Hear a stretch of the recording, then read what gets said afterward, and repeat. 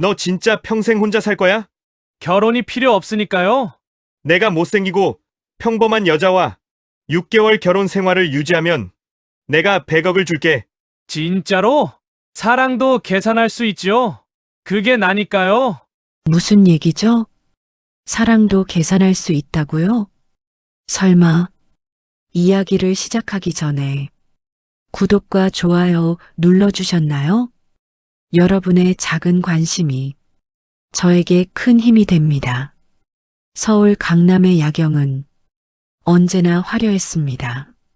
삼성동 코엑스 근처 고층 빌딩 사이로 빛나는 간판들이 밤하늘을 밀어냈습니다. 그 중심에 마샬 파트너스 코리아의 사옥이 있었습니다. 32층 전체를 쓰는 이 투자회사는 업계에서 냉혹함으로 유명했습니다.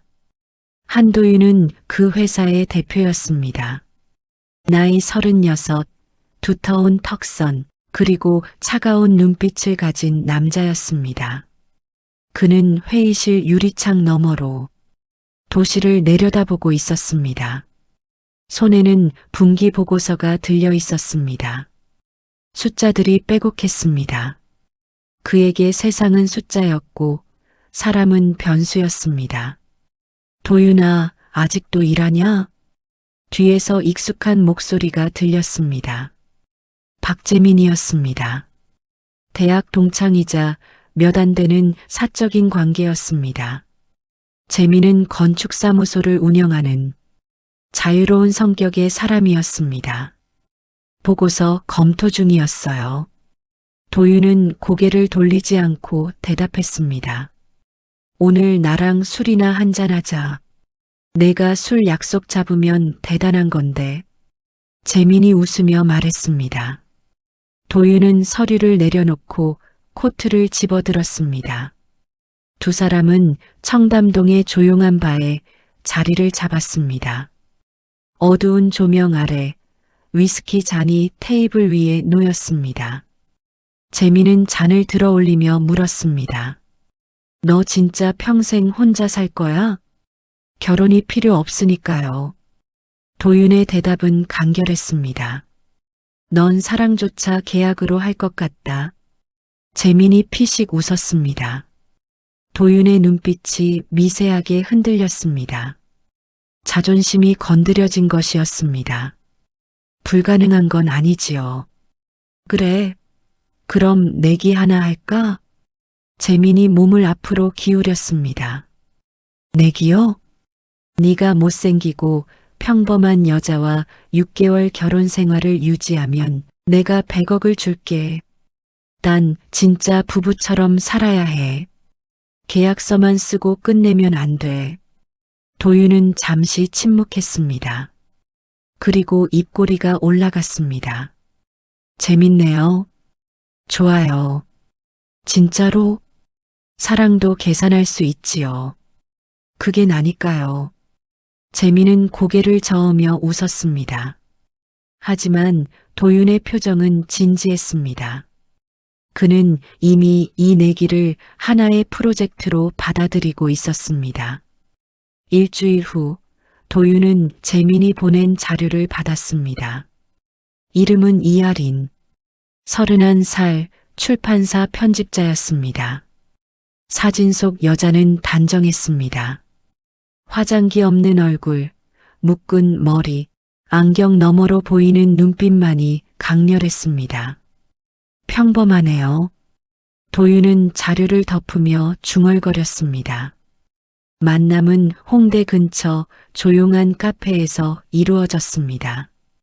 오후 2시 햇살이 창문을 통해 부드럽게 들어왔습니다. 하리는 먼저 와 있었습니다. 그녀는 커피를 마시며 창밖을 보고 있었습니다. 이아린 씨? 도윤이 다가가자 하린이 고개를 들었습니다. 그녀의 눈빛은 사진보다 더 선명했습니다. 경계와 호기심이 섞여 있었습니다. 한도윤 씨? 앉으시죠. 도윤은 자리에 앉았습니다. 그는 가방에서 서류 봉투를 꺼냈습니다. 본론으로 들어가겠습니다. 저는 6개월간의 계약 결혼을 제안합니다. 할인의 눈썹이 올라갔습니다.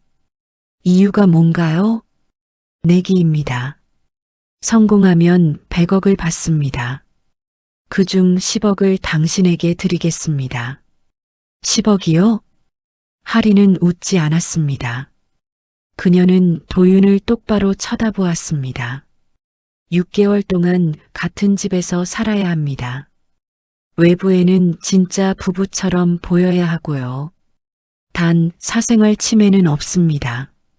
계약 조건은 모두 문서화하겠습니다. 할인은 서류를 펼쳐보았습니다. 조항들이 빼곡했습니다.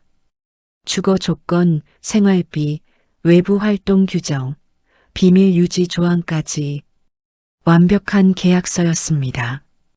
왜 저예요? 당신이 조건에 맞으니까요. 도윤의 대답은 냉정했습니다. 할인은 고개를 끄덕였습니다. 그녀는 펜을 집어들었습니다. 좋아요. 대신 조건이 하나 있어요. 제 삶에 간섭하지 마세요. 문제 없습니다. 두 사람은 서류에 서명했습니다. 펜이 종이 위를 미끄러졌습니다. 계약이 성립되는 순간이었습니다. 도윤은 서류를 가방에 넣으며 일어났습니다. 이삿짐은 이번 주 안으로 보내주세요. 알겠습니다. 할인도 자리에서 일어났습니다. 두 사람 사이에는 악수도 미소도 없었습니다. 그저 계약만이 있었습니다. 도윤이 카페를 나서며 생각했습니다. 6개월이면 충분하지. 그는 이 거래가 다른 프로젝트들처럼 예정대로 진행되리라 믿었습니다. 하지만 그는 몰랐습니다. 계산할 수 없는 것들이 존재한다는 사실을요. 그리고 이아린이라는 여자가 자신의 공식을 흔들어 놓을 거라는 걸요. 비가 내렸습니다. 300명의 하객이 참석했습니다. 화이트 로즈로 장식된 실내는 화려했습니다. 하지만 신랑 신부의 표정은 차가웠습니다. 도윤은 턱시도를 완벽하게 소화했습니다. 할인은 웨딩드레스를 입었지만 화장은 최소한이었습니다.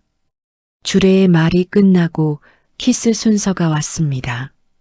도윤이 할인의 어깨에 손을 올렸습니다. 형식적으로만 하겠습니다. 그가 낮게 속삭였습니다. 할인은 고개를 끄덕였습니다. 입술이 스치는 듯 닿았습니다. 박수 소리가 울렸습니다. 하지만 두 사람 사이에는 온기가 없었습니다. 피로연이 끝난 후 도윤의 차가 한남동으로 향했습니다. 신혼집은 30평형 펜트하우스였습니다. 한강뷰가 펼쳐지는 고급 주택이었습니다. 짐은 이미 정리해뒀습니다. 방은 따로 쓰시죠. 도윤이 말했습니다. 할인은 거실을 둘러봤습니다. 고급스러운 가구들이 놓여 있었습니다. 모든 게 새 것이었습니다. 감사합니다. 할인의 대답은 짧았습니다. 일주일이 지났습니다. 도윤은 할인의 생활 패턴을 관찰했습니다. 그녀는 매일 아침 6시에 일어났습니다. 간단히 식사를 하고 출근했습니다. 밤 9시에 돌아왔습니다. 주말에는 집에서 책을 읽었습니다. 도윤은 불편함을 느꼈습니다. 할인은 그의 존재를 의식하지 않는 것처럼 보였습니다. 인사는 했지만 대화는 없었습니다. 마치 룸메이트처럼 지냈습니다. 이건 아니지. 도윤은 생각했습니다. 내기의 조건은 진짜 부부처럼 사는 것이었습니다. 재민이 확인하러 올 수도 있었습니다. 변화가 필요했습니다. 어느 금요일 저녁 도윤은 명품 쇼핑백을 들고 집에 돌아왔습니다. 할인이 소파에서 책을 읽고 있었습니다. 이아린 씨, 잠깐 시간 있습니까? 네. 할인이 고개를 들었습니다. 선물입니다. 다음 주 회사 행사에 함께 가야 하니까요. 도윤은 쇼핑백을 테이블에 놓았습니다. 안에는 백화점 명품관에서 구입한 드레스와 구두가 들어 있었습니다. 가격표가 붙어 있었습니다. 300만 원이 넘었습니다. 할인은 쇼핑백을 보더니 천천히 고개를 저었습니다. 사양하겠습니다. 왜죠? 행사에 어울리는 옷이 필요합니다. 제 옷이 있습니다. 하지만 그건 도윤이 말을 멈췄습니다. 할인의 눈빛이 차가웠습니다. 당신의 돈으로는 나를 바꿀 수 없어요. 할인은 책을 덮고 방으로 들어갔습니다. 도윤은 텅 빈 거실에 남았습니다. 손에는 거절당한 선물이 들려 있었습니다.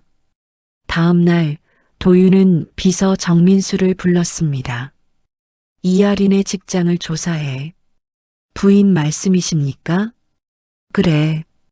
어디서 일하는지, 무슨 일을 하는지. 민수는 이틀 후 보고서를 가져왔습니다. 할인은 성북구의 작은 사회복지관에서 일했습니다. 편집자라는 이력은 거짓이었습니다. 그녀는 저소득층 아이들을 돌보는 사회복지사였습니다. 월급이 200만 원도 안 됩니다. 민수가 말했습니다. 도윤은 보고서를 보며 눈살을 찌푸렸습니다. 그래서 10억이 필요했구나. 그는 이해가 됐습니다. 하지만 동시에 화가 났습니다. 할인은 자신에게 거짓말을 했습니다. 주말 도윤은 할인이 외출하는 것을 봤습니다. 그는 뒤를 따라갔습니다. 할인은 지하철을 타고 성북동으로 갔습니다. 낡은 건물 앞에서 내렸습니다. 희망복지관이라는 간판이 붙어 있었습니다. 도윤은 차 안에서 지켜봤습니다. 할인은 아이들과 함께 운동장에서 뛰어놀고 있었습니다. 그녀의 얼굴에는 미소가 있었습니다. 집에서는 보지 못한 표정이었습니다. 저게 진짜 모습이군. 도윤은 시동을 걸었습니다. 월요일 도윤은 마샬 파트너스의 회의실에 있었습니다. 임원들이 둘러앉아 있었습니다. 희망복지관 건물주가 재개발을 추진하고 있습니다. 재무팀장이 보고했습니다. 우리가 투자할 만한 프로젝트입니까? 도윤이 물었습니다. 수익성은 좋습니다. 다만 복지관 측의 반발이 있을 수 있습니다. 진행하십시오. 도윤의 지시는 간결했습니다. 임원들이 고개를 끄덕였습니다. 사흘 후 할인이 늦게 귀가했습니다. 얼굴이 창백했습니다. 도윤이 물었습니다. 무슨 일입니까? 복지관 건물이 재개발 대상이래요. 석 달 안에 나가야 한대요. 할인의 목소리가 떨렸습니다. 그게 무슨 상관입니까? 도윤은 무심하게 대답했습니다. 할인이 그를 똑바로 쳐다봤습니다. 당신이 한 거죠? 무슨 말입니까? 조사했잖아요. 내가 어디서 일하는지. 마샬 파트너스가 투자사 명단에 있더군요. 할인의 목소리가 차가워졌습니다. 도윤은 대답하지 않았습니다. 당신은 세상을 통제한다고 믿지만 정작 자신조차 통제하지 못해요. 할인이 말했습니다. 무슨 뜻입니까? 두려운 거죠. 당신 뜻대로 안 되는 게. 그래서 힘으로 누르려는 거예요. 도윤의 손이 굳었습니다. 할인의 말이 가슴을 찔렀습니다. 조사는 했습니다. 하지만 프로젝트는 별개입니다. 거짓말.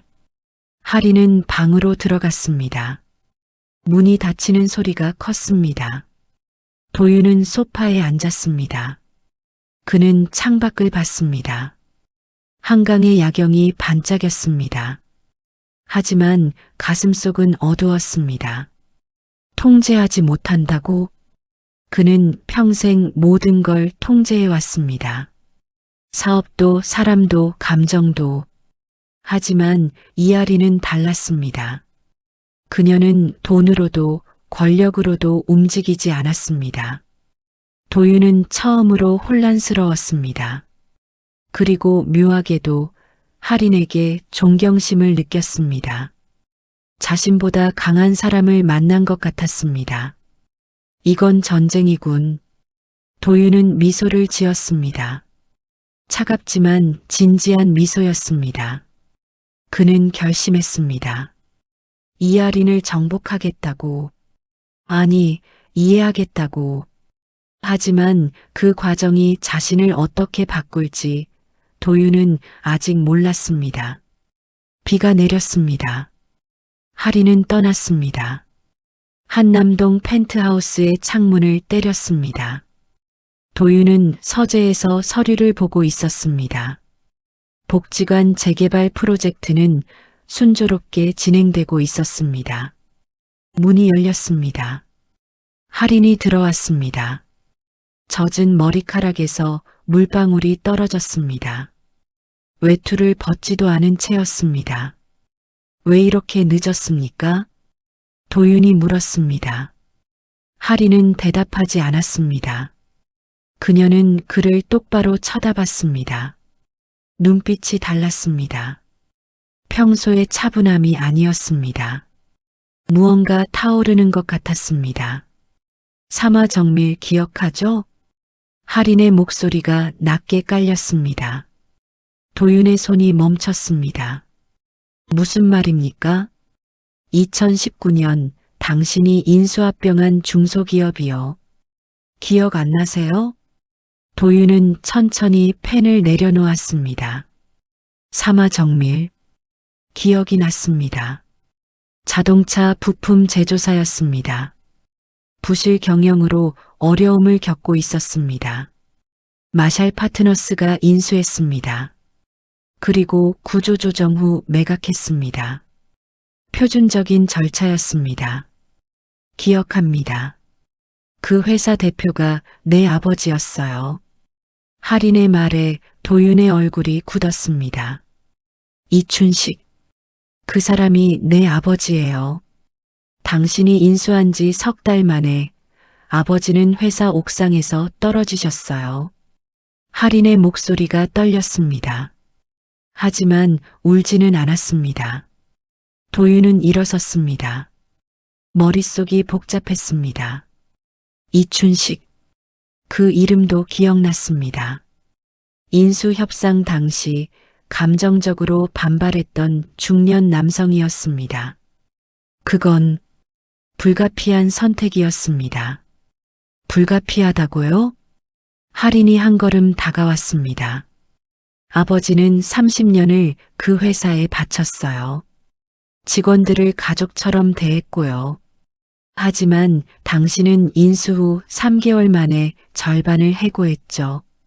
기술팀도 생산직도 모두 잘랐어요. 회사를 살리기 위한 구조조정이었습니다. 거짓말. 당신은 회사를 살릴 생각이 없었어요.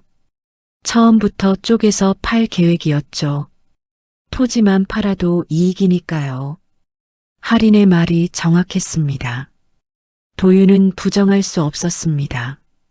아버지는 직원들 앞에서 무릎을 꿇었어요. 당신 사무실 앞에서요. 한 달만 시간을 달라고 애원했죠. 할인이 말을 이었습니다. 하지만 당신은 만나주지도 않았어요. 경비가 아버지를 끌어냈죠. 60이 넘은 사람을. 그 모습을 직원들이 다 봤어요. 도윤은 그 장면을 기억했습니다. 비서 민수가 보고했었습니다. 이춘식 대표가 다시 왔습니다. 만나시겠습니까? 도윤은 고개를 저었습니다.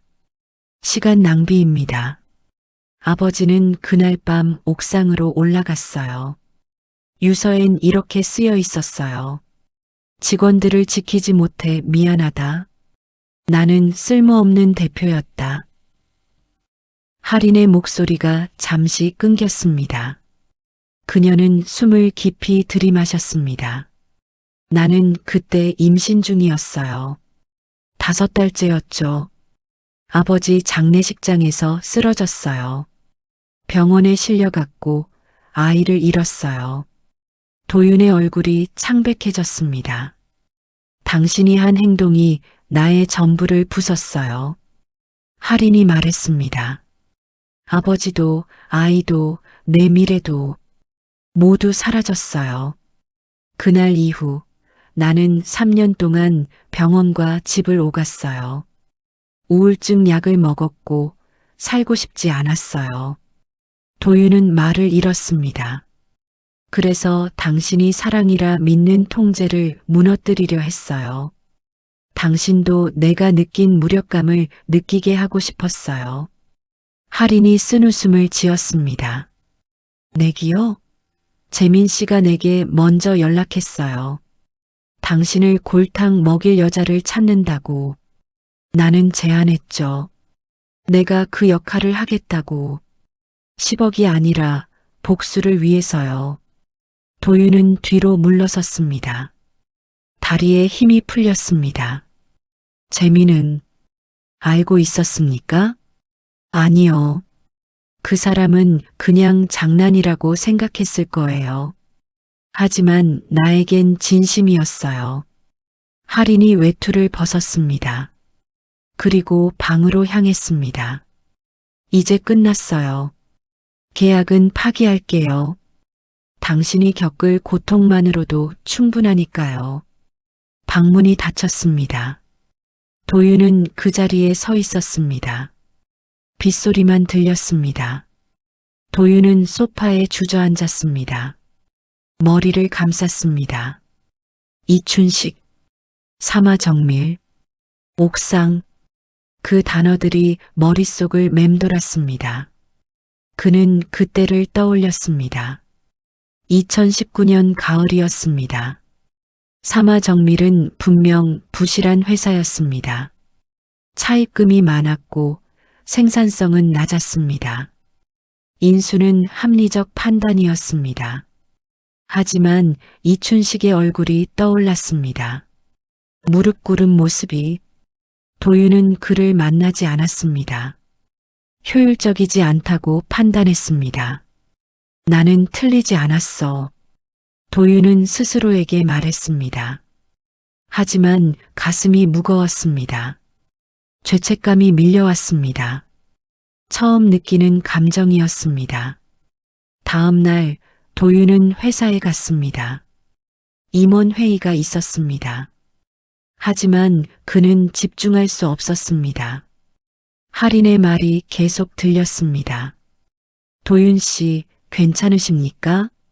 재무팀장이 물었습니다. 네. 도윤은 대답했습니다. 하지만 괜찮지 않았습니다. 회의가 끝난 후 그는 화장실로 갔습니다. 거울을 봤습니다. 낯선 얼굴이 보였습니다. 차갑고 날카롭고 외로운 얼굴이었습니다. 이게 나인가? 도윤은 수도꼭지를 틀었습니다. 찬물로 얼굴을 씻었습니다. 하지만 씻겨지지 않는 게 있었습니다. 일주일이 지났습니다. 할인은 집에 오지 않았습니다. 짐도 가져가지 않았습니다.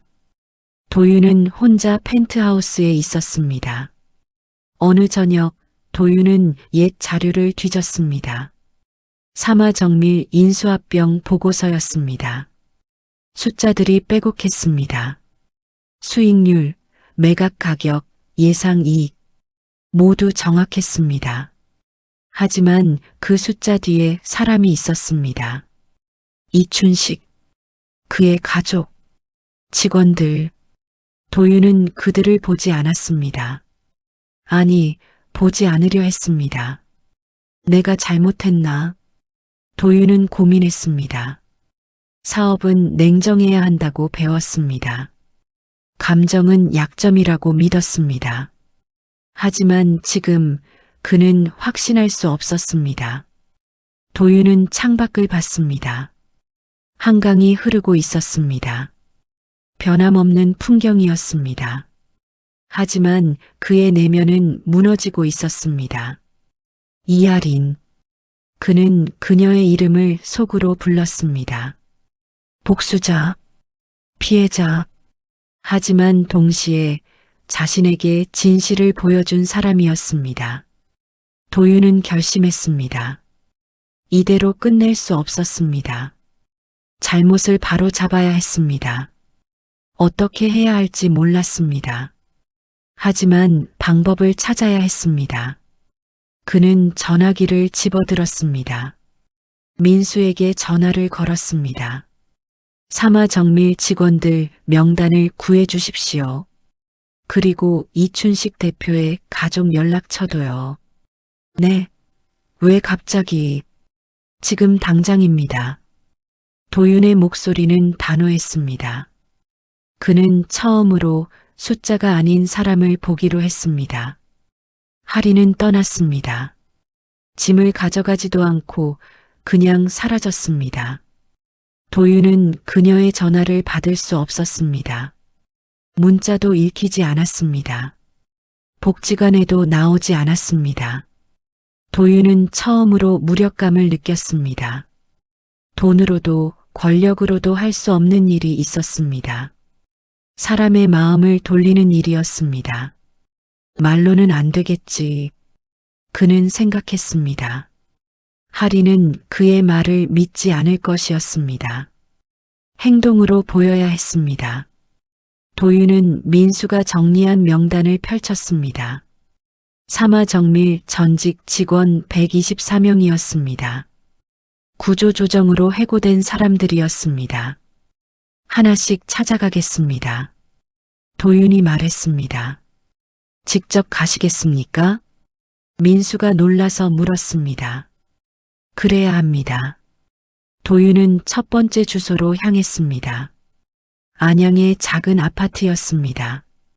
초인종을 눌렀습니다. 문이 열렸습니다. 50대 남성이 나왔습니다. 누구십니까? 저는 한도윤입니다. 마샬 파트너스 대표입니다. 남성의 얼굴이 굳었습니다. 무슨 일이요? 사과하러 왔습니다. 도윤은 고개를 숙였습니다. 남성은 잠시 그를 쳐다보더니 문을 열었습니다. 거실은 좁았습니다. 낡은 소파가 있었습니다. 도윤은 앉지 않고 섰습니다. 저는 2019년 사마정밀을 인수했습니다. 그리고 당신을 포함한 많은 분들을 해고했습니다.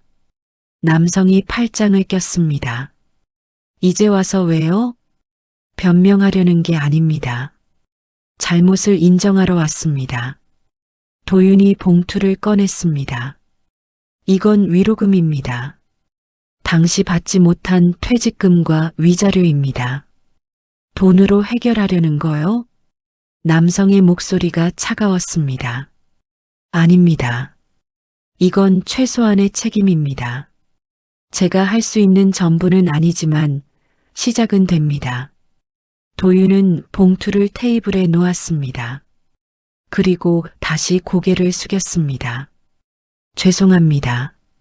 남성은 대답하지 않았습니다. 도윤은 돌아섰습니다. 문을 나서는데 뒤에서 목소리가 들렸습니다.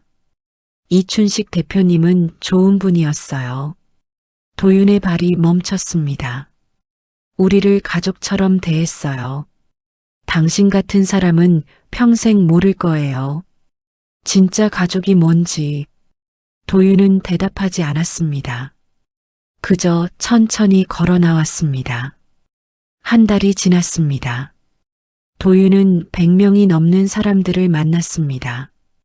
어떤 이는 문을 열지 않았습니다. 어떤 이는 욕을 했습니다. 어떤 이는 울었습니다. 도윤은 모든 반응을 받아들였습니다. 고개를 숙였습니다. 사과했습니다. 위로금을 전했습니다. 그의 얼굴은 수척해졌습니다. 하지만 눈빛은 전보다 밝았습니다. 무언가를 찾아가는 사람의 눈빛이었습니다. 회사에서는 변화가 일어났습니다. 도윤은 임원회의에서 새로운 방침을 발표했습니다. 앞으로 인수합병 시 직원 보호 조항을 추가하겠습니다. 구조조정은 최소화하고 재취업 지원 프로그램을 마련할 것입니다. 임원들이 웅성거렸습니다. 수익성이 떨어질 수 있습니다. 재무팀장이 말했습니다. 그래도 합니다. 우리는 사람을 다루는 일을 하고 있습니다. 숫자만 보면 안 됩니다. 도윤의 목소리는 단호했습니다. 또한 그는 복지재단을 설립했습니다. 희망나눔재단이라는 이름이었습니다. 중소기업 경영인 가족 지원과 해고 노동자 재취업 교육을 목적으로 했습니다. 기자회견에서 도윤은 말했습니다. 저는 과거에 많은 실수를 했습니다. 이 재단은 그 속죄의 시작입니다. 어느 주말 도윤은 성북동 희망복지관 앞에 섰습니다. 재개발 계획은 중단시켰습니다. 대신 건물 보수비를 지원했습니다. 익명으로였습니다. 아이들이 운동장에서 뛰어놀고 있었습니다. 웃음소리가 들렸습니다. 도윤은 그 모습을 바라봤습니다. 좋은 일 하시네요. 뒤에서 목소리가 들렸습니다. 복지관 관장이었습니다. 중년 여성이었습니다. 이곳을 지원해 주신 분이시죠? 아닙니다. 도윤은 부인했습니다. 하지만 관장은 웃었습니다. 비서분이 실수로 명함을 두고 가셨어요. 감사합니다. 도윤은 고개를 숙였습니다. 당연한 일입니다. 할인 씨 이야기 들었어요. 복잡한 사정이 있으시더라고요. 관장이 말했습니다. 할인 씨는 강한 사람이에요. 하지만 상처도 깊어요. 시간이 필요할 거예요. 알고 있습니다. 도윤은 대답했습니다. 6개월이 거의 다 되어 갔습니다. 계약 기간이 끝나가고 있었습니다. 도윤은 할인을 만나고 싶었습니다. 하지만 어디 있는지 몰랐습니다. 어느 저녁 민수가 전화를 걸어왔습니다. 부인께서 복지관에 오셨답니다. 도윤은 즉시 차를 몰았습니다. 성북동까지 30분이 걸렸습니다. 복지관에 도착했을 때는 해가 지고 있었습니다. 할인이 운동장 벤치에 앉아 있었습니다. 혼자였습니다. 도윤은 천천히 다가갔습니다. 이할인 씨. 할인이 고개를 들었습니다. 그녀의 얼굴은 여전히 차가웠습니다. 하지만 눈빛은 조금 달라져 있었습니다.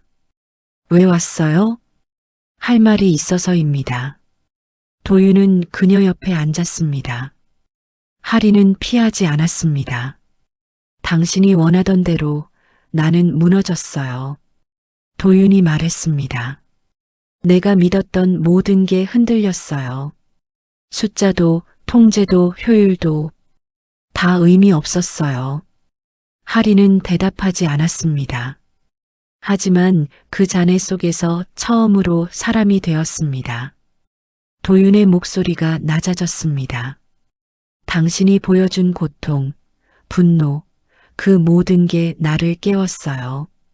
처음으로 다른 사람의 삶을 봤어요. 할인의 눈에 눈물이 고였습니다. 하지만 흐르지는 않았습니다. 아버지를 돌려받을 순 없어요. 과거도 바꿀 수 없고요. 도윤이 말했습니다. 하지만 남은 시간은 다르게 살겠습니다. 당신이 가르쳐준 대로요. 할인이 천천히 고개를 돌렸습니다. 두 사람의 눈이 마주쳤습니다. 진심이에요? 네. 도윤이 대답했습니다. 할인은 잠시 그를 쳐다봤습니다. 그리고 작게 고개를 끄덕였습니다. 쉽지 않을 거예요. 알고 있습니다. 용서도 쉽게 할 수 없어요. 기다리겠습니다. 할인이 한숨을 쉬었습니다. 그녀는 하늘을 올려다봤습니다. 석양이 물들고 있었습니다. 복지관 지원, 당신이었죠? 네. 재단 설립도요? 네. 할인이 작게 웃었습니다. 쓴웃음이었습니다. 하지만 전보다는 부드러웠습니다. 변했네요. 당신 덕분입니다. 두 사람은 침묵했습니다. 하지만 그 침묵은 전과 달랐습니다. 적대적이지 않았습니다. 그저 생각에 잠긴 고요함이었습니다. 도윤은 일어섰습니다. 천천히 생각하세요. 언제든 연락 주십시오. 그는 돌아서려다 멈췄습니다. 계약은 이미 파기했습니다. 이건 더 이상 거래가 아닙니다. 할인이 그를 보았습니다. 도윤은 작게 미소 지었습니다. 처음 보는 따뜻한 미소였습니다. 도윤은 걸어나갔습니다. 뒤에서 할인의 목소리가 들렸습니다. 한도윤 씨, 그가 돌아봤습니다. 다음 주 금요일 여기로 와요. 아이들이 당신을 만나고 싶대요. 도윤의 얼굴이 밝아졌습니다. 꼭 오겠습니다. 그날 밤 도윤은 처음으로 평화롭게 잠들었습니다. 무언가가 시작되고 있었습니다. 거래가 아닌 진짜 관계가요. 가을이 왔습니다. 은행나무 잎이 노랗게 물들었습니다. 도윤은 마샬 파트너스 사옥 앞에 서 있었습니다. 마지막으로 보는 풍경이었습니다. 6개월이 지났습니다. 내기의 기한이었습니다. 하지만 도윤은 박재민을 만나지 않았습니다. 100억도 필요 없었습니다. 그보다 귀한 것을 얻었으니까요. 대표님, 정말 가시는 겁니까? 민수가 물었습니다. 도윤은 고개를 끄덕였습니다. 이제 대표가 아닙니다. 그냥 한도윤이지요. 그는 임원들에게 경영권을 넘겼습니다. 자신은 희망나눔재단의 이사로 남기로 했습니다. 화려한 사무실 대신 작은 사무실이었습니다. 높은 연봉 대신 소박한 급여였습니다. 하지만 도윤은 후회하지 않았습니다. 처음으로 가벼워진 기분이었습니다. 도윤은 작은 오피스텔로 이사했습니다. 한남동 펜트하우스는 정리했습니다. 마포구의 2층짜리 주택이었습니다. 마당에 작은 정원이 있었습니다. 그는 매일 아침 정원을 가꿨습니다. 꽃을 심고 물을 주고 잡초를 뽑았습니다. 손에 흙이 묻었습니다. 낯설지만 좋았습니다. 복지관에도 자주 갔습니다. 아이들과 축구를 하고 책을 읽어주었습니다. 아이들은 그를 도윤쌤이라고 불렀습니다. 어느 날 한 아이가 물었습니다. 쌤, 돈 많이 벌었어요? 응, 많이 벌었어. 그럼 왜 여기 와요? 도윤은 웃었습니다. 여기가 더 좋거든. 아이는 고개를 갸우뚱했습니다. 도윤은 아이의 머리를 쓰다듬었습니다. 할인은 여전히 복지관에서 일했습니다. 하지만 예전과 달리 도윤을 피하지 않았습니다. 가끔 차를 마시며 이야기를 나눴습니다. 과거에 대해서는 말하지 않았습니다. 그저 오늘에 대해서만 이야기했습니다. 도윤은 그것만으로도 충분했습니다. 겨울이 왔습니다. 첫눈이 내리던 날 우편함에 편지가 있었습니다. 손으로 쓴 편지였습니다. 할인의 글씨였습니다. 도윤은 거실에 앉아 편지를 펼쳤습니다. 천천히 읽었습니다.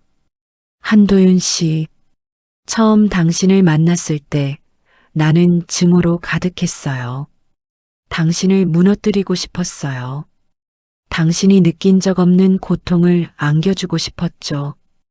하지만 시간이 지나며 깨달았어요. 당신도 피해자였다는 것을, 세상이 가르친 대로 살았을 뿐이라는 것을, 그리고 당신은 변했어요. 진심으로요. 그 변화를 보며 나도 변했어요. 증오가 용서로, 분노가 이해로 바뀌었어요. 당신이 변했다면 그건 이미 용서받은 거예요. 아버지도 그렇게 생각하실 거예요. 이제 우리 다시 시작할 수 있을까요? 거래가 아닌 진짜로요. 이하린. 도윤의 손이 떨렸습니다. 눈물이 흘렀습니다. 처음 흘리는 눈물이었습니다. 그는 즉시 전화를 걸었습니다. 할인이 받았습니다. 편지 받았어요. 도윤의 목소리가 떨렸습니다. 네. 만날 수 있을까요? 지금 복지관 정원에 있어요. 도윤은 뛰어나갔습니다. 코트도 입지 않았습니다. 차를 몰아 복지관으로 갔습니다. 하리는 벤치에 앉아 있었습니다. 눈이 내리고 있었습니다. 그녀의 머리에 눈송이가 내려앉았습니다. 도윤이 다가갔습니다. 숨이 찼습니다. 하린이 고개를 들었습니다. 미소를 지었습니다. 따뜻한 미소였습니다. 왜 이렇게 빨리 왔어요? 코트도 안 입고. 하린이 자신의 목도리를 풀어 도윤에게 둘렀습니다. 도윤은 그녀의 손을 잡았습니다. 할 말이 있어요. 저도요. 하린이 먼저 말했습니다. 저 임신했어요. 도윤의 눈이 커졌습니다. 정말입니까? 네. 한 달 됐어요. 하린의 얼굴이 붉어졌습니다. 도윤은 그녀를 꼭 안았습니다. 오랫동안 안고 있었습니다. 고마워요. 도윤이 속삭였습니다. 다시 시작할 기회를 줘서요. 하린이 그의 등을 토닥였습니다. 눈이 계속 내렸습니다. 두 사람을 감쌌습니다. 도윤은 주머니에서 작은 상자를 꺼냈습니다. 하린이 눈을 동그랗게 떴습니다. 이번엔 내기가 아니라 우리의 약속으로 시작하고 싶어요. 도윤이 무릎을 꿇었습니다. 상자를 열었습니다. 소박한 반지가 들어 있었습니다. 화려하지 않았습니다. 하지만 진심이 담겨 있었습니다. 이하린 씨, 나와 결혼해 주시겠습니까? 하린의 눈에 눈물이 고였습니다. 그녀는 고개를 끄덕였습니다. 네. 도윤은 일어나 그녀의 손가락에 반지를 끼웠습니다. 완벽하게 맞았습니다. 봄이 왔습니다. 도윤의 집 정원에서 작은 결혼식이 열렸습니다. 하객은 30명이었습니다. 복지관 아이들과 직원들이었습니다. 사마정밀 전직 직원 몇 명도 왔습니다. 화려한 장식은 없었습니다. 정원의 꽃들이 장식이었습니다. 도윤이 직접 심은 꽃들이었습니다. 하리는 소박한 드레스를 입었습니다. 배가 조금 불러 있었습니다. 도윤은 그녀의 손을 잡았습니다. 주례는 없었습니다. 두 사람이 직접 서약을 읽었습니다. 나 한도윤은 이하린을 사랑하겠습니다. 통제가 아닌 존중으로, 소유가 아닌 동행으로, 거래가 아닌 헌신으로. 나 이하린은 한도윤을 사랑하겠습니다. 과거가 아닌 현재를, 증오가 아닌 용서를, 복수가 아닌 희망을. 두 사람은 입을 맞췄습니다. 박수 소리가 울렸습니다. 아이들이 환호했습니다. 박재민도 참석했습니다. 그는 도윤에게 다가와 어깨를 두드렸습니다. 100억은 어쩔 거야? 도윤은 웃었습니다. 필요 없어요. 난 이미 더 큰 걸 얻었으니까요. 재민이 고개를 끄덕였습니다. 내가 이렇게 변할 줄은 몰랐어. 나도 몰랐어요. 도윤은 할인을 바라봤습니다. 그녀는 아이들과 이야기하고 있었습니다. 얼굴에 미소가 가득했습니다. 이건 내가 건 최고의 내기였어. 도윤이 속삭였습니다. 그리고 처음으로 진심으로 이긴 순간이야. 해가 지고 있었습니다. 정원에 석양이 내려앉았습니다. 따뜻한 빛이었습니다. 도윤은 할인의 손을 잡았습니다. 두 사람은 함께 걸었습니다. 천천히 같은 속도로. 그들 앞에는 긴 길이 펼쳐져 있었습니다. 어떤 길일지 몰랐습니다. 하지만 함께라면 괜찮았습니다. 계약은 끝났습니다. 하지만 사랑은 시작되었습니다. 진짜 사랑이었습니다. 그리고 그것은 어떤 계약보다 아름다웠습니다. 여러분도 비슷한 경험이 있으신가요? 아니면 지금 용기가 필요한 순간을 보내고 계신가요? 댓글로 여러분의 이야기를 들려주세요. 함께 응원하고 함께 힘이 되어 드릴게요. 구독과 좋아요는 저에게 큰 힘이 되고 여러분처럼 용기가 필요한 누군가에게도 이 이야기가 전해질 수 있어요. 오늘도 끝까지 함께 해주셔서 진심으로 감사해요.